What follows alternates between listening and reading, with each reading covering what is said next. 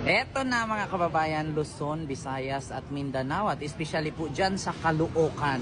Eto na. Actually, kung naalala nyo po dyan sa Caloocan, meron po kasing nangyari dyan na according nga sa statistic no, sa EJK ni Pangulong Duterte, no, yung extrajudicial killings niya, noon na napakarami pong mga adik na napatay di umano dyan sa Caloocan. So, ayon po sa ating saligang batas, hindi po tayo basta-bastang pumatay. Kailangan po natin idaan sa due process. Ngayon, maskin addict ka, user ka, pusher ka, pinapatay.